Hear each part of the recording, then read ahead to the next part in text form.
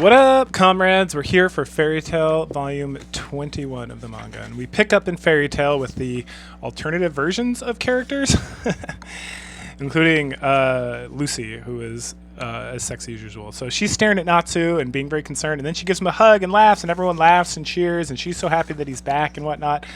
And she's punishing him by giving him noogies and whatnot. And then Gray's super happy that he's there. And then guess who shows up? That's right, it's Lisana. Lisana is the dead sister of Mary Jane and Elfman. And she's here. So Natsu's like, holy shit. And so he's like, Lisana! And then Lucy, it looks like, gives him a kick in the head because he freaks out Lisana, and then he threatens her. And then she threatens him. And then we see that there's a Wendy here, and she's grown up, she's got big boobs and everything, unlike tiny Wendy. And then they start talking about how this world, these aren't like alternative versions or whatever. They're alternative versions. They're not like opposites, right? This is just like a different universe, so different things happen. Because there's Mary Jane here, and she's exactly the same. All right. So then there's some more chit chat about what's going on about Lucy and this Lucy, and then they talk about the world, and then all of a sudden there's like an alarm that goes off, and it's the fairy hunters. Oh no! And then we see Levy, she's working on like a transfer square to teleport the thing out of there, and then Wendy and Natsu are like super confused about what's going on, and we see this giant like monster being ridden by somebody who's obviously Urza land and is about to like demolish the guild when the guild teleports out of there. And then we find out that Fairy Tail is the last guild in the world and that they are a dark guild here because they go against like the government's laws and whatnot. We meet some of the dragon hunters. There's Sugar Boy, who's like a very traditionally like handsome guy with like a, what do you call this thing, like a Pumadora and like a, a cleft chin and all that stuff. And then there's Urza, obviously, and she looks a little different. They're talking about the Lacrima, and they're talking about how they got Fairy Tail trapped in a Lacrima crystal at the capital, and they're super excited about that. We then see Fairy Tail like teleport its way back to where it's at, or to a new place. And then there's a little chit-chat about the world, about attacking the kingdom and rescuing the people and how it's impossible, and about not having magic and whatnot. And then Natsu and Wendy are like, we're going to do it. And then we take like a meanwhile over at the capital of Adolas, which is the name of this kingdom here. We meet another one of the fairy hunters, or they're actually the Royal Military Commander of the 1st through 4th Magical Warfare Division. So there's Urza, there's Sugar Boy, and then we meet Hughes. He's kind of a douchey-looking guy. And then we meet the Royal Military Chief of Staff, who's named Byro. He's like a creepy old man. And then we meet Jaguar Guy, or Panther. His name's Panther Lily, and he's like a panther with a scar over his eyes, and he's wearing armor and stuff. And he just seems kind of like, he's here and he's doing stuff, but he seems kind of like upset or concerned about certain things. He's kind of, this whole volume, he's kind of like a little sketchy to like his own people, right? We then meet Coco, who's the royal military aide to the chief of staff, and Faust, who's the king. And Coco's delivering messages with Lacrima about everything that's going on. Faust looks really like crazed and old, and his goal is to have undying font of magical power. So then at that point we switch back over to Wendy and Natsu, and they're on their journey to the capital, and Natsu's chasing frogs and wants to give a frog to Lucy, and then there's like a giant frog, and they're like, oh fuck. And then Natsu goes to cast magic, but he can't because there's no magic in this world, and so they get saved by Dark Lucy, or Erdelan Lucy, who has like this awesome like lightning looking fire staff, or a whip, and she just beats the shit out of the frog. And they're like, what are you guys doing? You don't have any magical items? And they're like, thank you, Lucy, you're the best. And Natsu points out that he's just like she's just like his Lucy deep inside. And so then she explains that no one has magic inside them, like in the Earthland, which is where Natsu and Wendy are from, and that they find magic in Lacrima crystals, and that they convert those crystals into weapons and other things like that. So what they got to do is they got to go to like an underground black market weapons dealer so they can get magic items. And then a little bit later on, they're hanging out having like drinks at like a cafe or something, and then the Edelyn Lucy is laughing it up because she's like, I write? That's ridiculous. And I cast magic with keys? That's absurd. And then they're like chit-chat a little bit, and then the guards come in and they're like, get them, they're Fairy Tail. And Natsu pulls out this sword he bought, which casts fire, and the guards all like use their shields against it. He's like, that's okay, I'll do it again. And he can't because that's all he's got. But then Lucy's got this like crazy item that when she opens it up, it casts like a tornado, and so tornado like blasts them away, or blasts somebody away. And so then Lucy, Natsu, and Wendy are able to go hide. And when they're hiding, they're hanging out. Then they see, dun dun dun, it's our Lucy. Yes, 2 Lucys. This is the best volume ever. So Lucy's being grabbed by some guards, like Earthland Lucy, but she's able to summon using her keys. So she summons Scorpio, and he busts the shit out of them. And then some more guys show up, and she summons Ares, who then softly like batters them or like comforts or whatever. They then run out into the woods near the town, and she explains that like when there was like a disturbance in the force and the animals being taken away, that her like clock guy like took her inside him and took her to like a different dimension and then dumped her back out here where she ran into Mystigan, and Mystigan sent her over here. Over here. Yeah, over here. Like dumped it. Like essentially was like, go over there and you'll be okay. And so now they're talking about how she can cast magical spells, and it's obvious because the keys open up a portal to a different dimension. So like they're not affected by like whatever this world is. They have their own like magical capabilities. So her magic doesn't come from this world. It comes from like elsewhere, the keys most likely or something. She then gets super pumped up because she's the strongest wizard in fairy tale in this world. A bit later, they're in another town called Sika, and Erdlon Lucy is running around naked, being like, "Look, we look exactly the same." And Natsu and Wendy are like watching them, and Earthworld Lucy is like, "No, don't show them you're naked. That's ridiculous." And then there's like some back and forth about how they're like twins, and they say the same thing at the same time, like we're not twins, and they like their butt sizes are the same. And so finally, like this world's Lucy gets a haircut from Cancer, so it's like shorter hair, and then they keep telling her that she's pretty or whatever, that she super loves that. Anyway, at some point she like pieces out of there and leaves a note saying that good luck with that, everything you're doing. At some point she's like, these people, I really believe they can like save the world or whatever.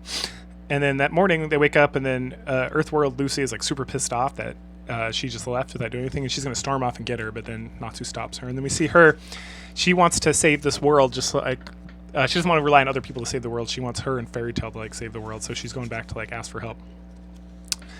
Back with Fairy Tale, the actual Fairy Tale, Lucy gets a book about the history of the world so she can read up on it and stuff. And that's when she's talking about the history and like how like, I don't think she talks about too much here. Oh, she talks about 100 years ago there was a clan called Exceed, which is going to be super important for later on. And that before she can go any further, they see an airship in the sky. And so they kind of track down and listen to what's going on. The guards talk about how they're going to break up the Lacrima in like the next 2 days. And so they're going to have to go do something about it. So they head over to like capture the airship. And Lucy's like, I got this. And she summons Loki, but then Virgo shows up. And Virgo's like, oh, hey, Loki's on a date, so he sent me instead. And she's like, what are you talking about? And then Virgo's like, give me all your power and I'll do a really sexy dance. And Lucy's like, get the fuck out of here. So then Natsu and Wendy have to use their powers, and they get completely destroyed by the guards, who then like grab them up, and then they head up as the airship starts to take away. But then like a fire vehicle shows up, and it's this world's Natsu. Yay, he's here, and he's super cool. And so he's driving and looking badass, and Natsu is in the back like being sick, and he's like, this guy's pathetic. And he talks about how he shot back over to Fairy Tale after he was gone, and then Lucy forced him to go over here, and finally gets to a certain spot, and he's like, all right, this is as far as I go. These vehicles are not powered, like if you remember from way back in the day. Or so like the vehicles in the Fairy Tale and like Earthland are powered by the inner magic of the individual, but here they're powered by like lacrima crystals that you plug in, and he doesn't have enough fuel to get back to Fairy Tale if he keeps driving. And so Natsu's super excited because he doesn't have to be in a vehicle anymore. But then he drags out this Natsu, and this Natsu loses, he's like the opposite. So as soon as he gets out of the vehicle, he loses like all confidence. He's like pathetic and weak, and then Natsu's teasing him and calling him names and stuff. And then he's like, look, he's like, you're going to help us get to the capital. You can't go anywhere. And he's like, capital's right there. And they turn around like, oh, it's right there. And it's huge. And he's like, all right, man, you can go back and take care of it. And hey, brother, we're going to rescue our friends. There's nothing that's going to stop us. And he's like, nobody can beat the whole army. And Natsu's like, we'll figure it out. And then they go in and they see like the capital is full of people who are like loving it and using tons of magic and everything's going great. And then they see this like ridiculous parade where they're dragging the lacrima crystal with like the emperor or the king standing in front of it, and he cracks a little bit off the crystal with and then Natsu freaks out and is about to go attack them, and Wendy has to hold him back, and she's crying and being like, we're going to save our friends and whatnot. And then they're all kind of like sad eponymous at this inn, and Carla is scratching on a piece of paper, and so finally Natsu's like, let's go. And then Carla's like, sit the fuck down. We got to come up with a plan. And he's like, oh yeah, what's this plan of yours? And she's like, look, I made a map. I remembered it from like when I was here before. And like, all right. And then Lucy's like, well, I got an idea. If the king is the only one who knows how to do anything with the lacrima, then I'm going to have Gemini, who can transform into anybody as long as they touch them first. Then we can get them to do the king, and he can get all the memories of the king, and then we can figure out how to release people from the lacrima. Like, all right, that's a great idea. And so at this point, Carla shows like the map of like the tunnel system they're going to use to sneak in to get to the king. And so they head in there, and they're going around, and Carla's like, through this area, blow that door open or that wall open, and Taurus blows that wall open, and then they're going and they're going, and then all of a sudden they get caught up. Yep. And the whole time up to this point, Carla's been acting kind of sketchy, and they all get captured, and it's Urza and a whole bunch of crew, and they're like, thank you for doing this for us. And then they look at Carla and Happy, who have not been captured, and then they all bow. And they're like, welcome home, Exceed. And they're like, the fuck? And Carla looks like she kind of knows what's going on, and Happy is just confused as shit.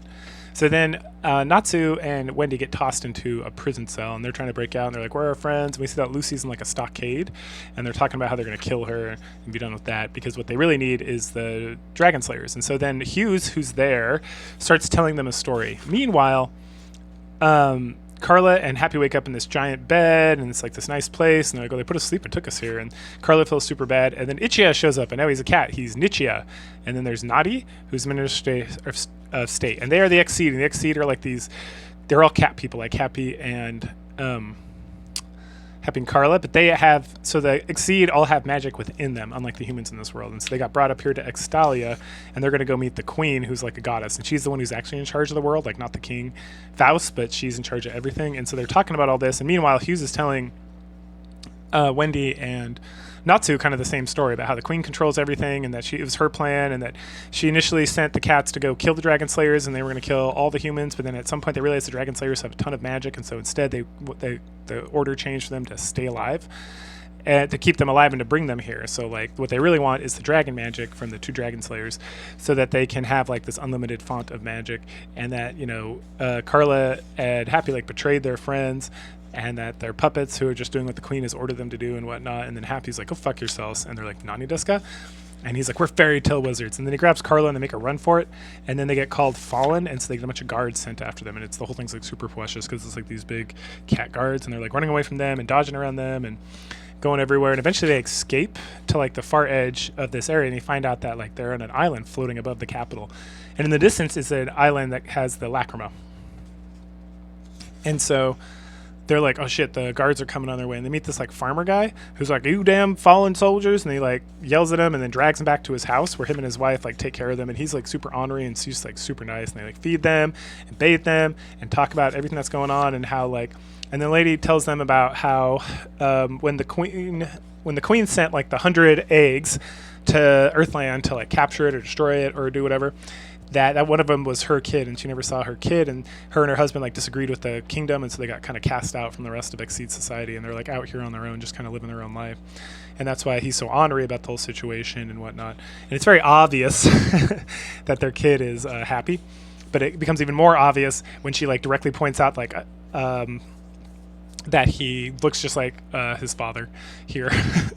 Anyway, at some point, Carla and Happy realize that they have magic within inside them, because the cats all do, so they do here as well. So they can still fly and do some of their other stuff. So they run to the edge and like, we're going to go save our friends. Thanks, you guys. You're the best. So they start flying. And then the mom talks about how he looks just like the dad when he was younger and he flew. And the dad's like, oh, I don't know about that. He's like crying. He's like ugly crying, I guess is the best way to put it. Meanwhile, all the generals here, like Sugar Baby and what is it, Panther, Lily, and Hughes, and Urza are like sitting around a table with Boyer, and they're talking about what the king wants, and they're talking about the Dragon Slayers and everything that's going on, and how they're going to extract the land earth Akrima as well, or they're going to execute it because they don't really need it anymore because they got the Dragon Slayers. And then Panther Lily seems like very concerned this whole time, and he's about to bring something up with the king, but the king looks super crazy, and he's like, never mind. And it's something about like a recent buildup of arms and stuff. And then we finally get Lucy, and she's chained up, and she's not wearing her heels anymore, which is funny because they're drawn in the scene. And she's thinking about the Exceed, and how she's essentially doing like a recap from her point of view. Like, and this is all stuff she read in the book. And the queen is Queen Chagat, and she's like the god of this world, and how they're kind of like see themselves as angels and whatnot. And then she starts trying to like break out of her thing, and then Urza comes and grabs her, and she's like, it's time for your execution. And then Lucy keeps telling her how she's like Urza, that she's got a pure heart, and that she's not going to kill anybody or treat anybody bad, and she takes care of people. And then Urza like takes her and like throws her out this window, but just as she does, she hears a voice, and it's Happy, and Carla fly down and grab her. or actually Happy just flies out and grabs her, so she's okay. And then Carla like goes up to Ursa and is like, I am the daughter of the queen, I am Princess Carla, and you will do what I say. And then Ursa like bows, and then Panther Lily comes running up shortly thereafter, because after Ursa tells them where the Natsu and Wendy are being held, and tells them that these are fallen of the Exceed. And then Ursa gets super mad, but then the cats are like, fuck it, let's go. And so they fly out of there. But then as they're flying out of there and talking about where to go next and how they're going to redeem themselves, and Lucy's like super happy to see them. And they're like, why are you happy? We like betrayed you. And she's, no, you came to get me. Whatever happens, happens. Friendship is magic and whatnot. And then they see like the whole army of Exceed is like flying down at them, like, oh shoot, well let's just go to the ground. And they look down at the ground and it's Ursa and Sugar Baby and Hughes and Panther Lou, and they're like, fuck. And that ends volume 21 of Fairy Tale. So go ahead, like, share, subscribe, comment, and I will catch you guys later. Bye.